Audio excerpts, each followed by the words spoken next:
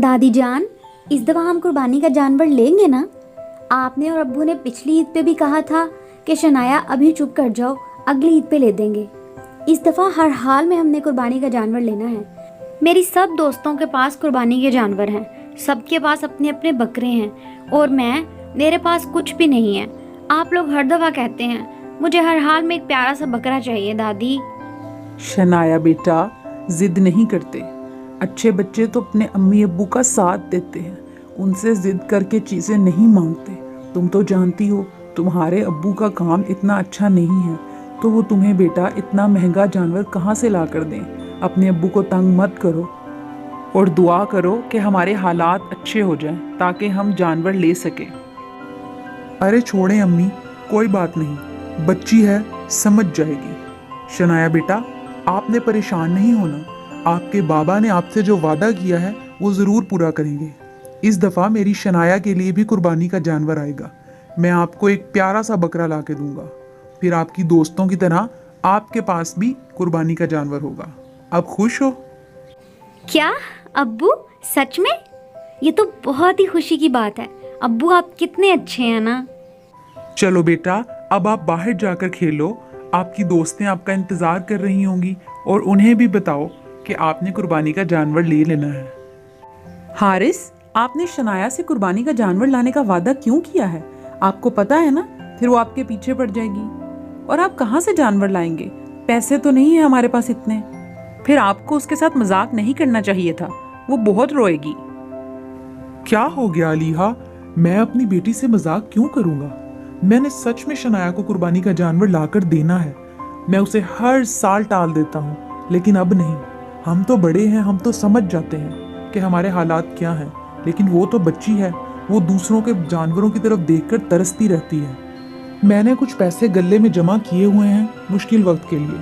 इसके अलावा मैं सेठ से कुछ पैसे एडवांस में ले लूँगा और कुछ और लोगों से भी मैंने पैसे लिए हैं। लेकिन शनाया को इस दफ़ा कुर्बानी का जानवर ज़रूर ला के देना है।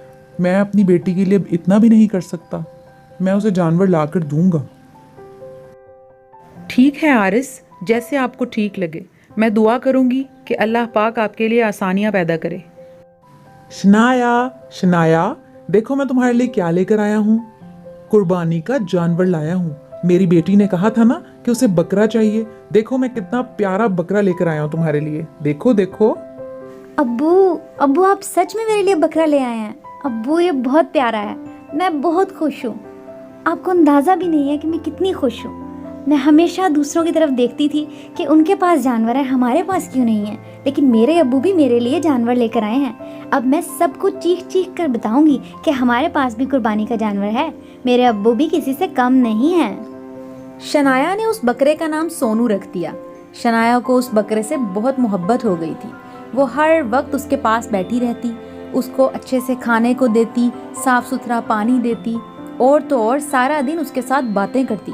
शनाया ने तो सोनू को जैसे अपनी सहेली ही बना लिया था। और फिर कुछ दिन बाद हारिस, अम्मी की तबीयत संभल नहीं रही। उनकी तबीयत बहुत ज़्यादा ख़राब है। आप जानते हैं ना कि जब तक उन्हें दवाइयाँ ना मिली वो ठीक नहीं होंगी। आप क्यों नहीं लेने जा रहे? अलीहा, कहाँ से लाऊं दवाइयाँ?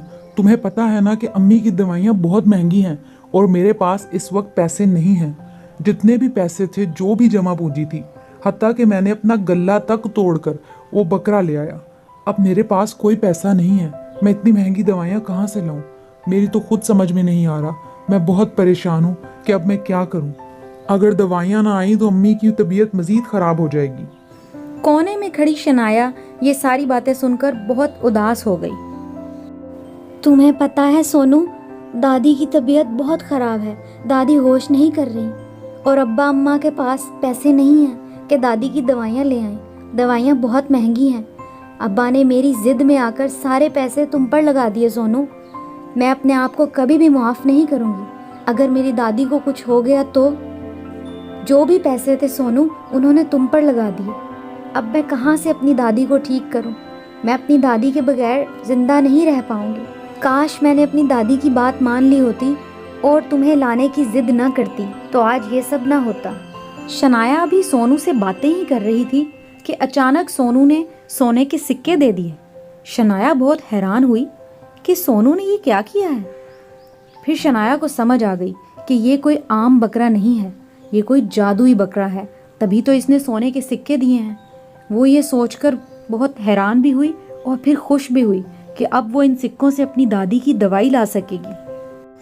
امی آپ کو پتہ ہے سونو کوئی عام بکرا نہیں ہے، سونو ایک جادوئی بکرا ہے امی، سچ میں۔ آپ میرے ساتھ چلے، میں آپ کو دکھاؤں۔ آپ کو پتہ ہے سونو نے سونے کے سکے دیے ہیں، سونے کے سکے۔ کیا واقعی شنایا اس نے سونے کے سکے دیے ہیں؟ ایسا کیسے ہو سکتا ہے؟ وہ تو ایک عام ہی بکرا ہے۔ چلو میں تمہارے ساتھ چل کر دیکھتی ہوں اور تمہارے ابو کو بھی بتاتی ہوں۔ جب انہوں نے باہر جا کر دیکھا تو واقعی سونو کے پاس سونے کے سکوں کا ڈھیر لگا ہوا تھا۔ ارے واہ میرے مولا، یہ تو معجزہ ہی ہو گیا۔ میں نے ایسا نہ کبھی سنا نہ کبھی دیکھا، ایک بکرا سونے کے سکے دے رہا ہے۔ یہ تو میرے رب کا معجزہ ہے۔ یا اللہ تیرا لاکھ لاکھ شکر ہے، تو نے اس بکرے کو رحمت بنا کر بھیجا ہے۔ اب یہ سکے میرے بہت کام آئیں گے، میں امی کا اچھے سے علاج کرا سکوں گا۔ یا اللہ میں تیرا جتنا بھی شکر ادا کروں کم ہے۔ حارث نے ان سونے کے سکوں کو بیچ کر پیسوں سے اپنی امی کا علاج کرایا۔ اب اس کی امی بالکل تندرست ہو چکی تھی اور اس کے علاوہ ان کے گھر کے حالات بھی بہتر ہونے لگے تھے۔ وہ جادوئی بکرا اب ہر روز سونے کے سکے دیتا تھا۔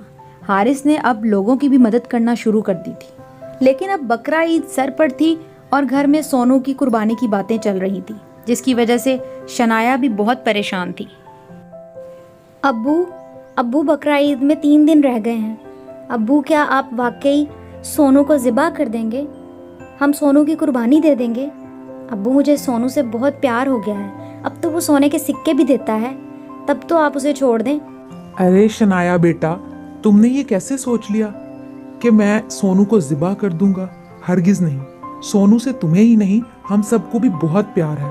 وہ کوئی عام بکرا نہیں ہے، وہ ساری زندگی ہمارے کام آ سکتا ہے۔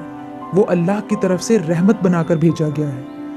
اب ہم نے سونو کو ذبح نہیں کرنا، بلکہ اس کی جگہ جو یہ سونے کے سکے دے گا ان پیسوں سے ہمیں اور قربانی کا جانور لینا ہے۔ اب ہم لوگ قربانی کے لیے بڑی گائے لیں گے، اور میں نے سوچا ہے کہ گاؤں میں جو لوگ قربانی نہیں کر سکتے ان سب کو بھی میں جانور لے کر دوں گا، تاکہ وہ لوگ بھی قربانی میں حصہ ڈال سکیں۔ اس طرح اس عید پر سونے کے سکوں اور حارث کی رحم دلی کی وجہ سے گاؤں کے ہر گھر نے قربانی میں حصہ لیا۔ سب نے اللہ کا شکر ادا کیا اور حارث کا بھی۔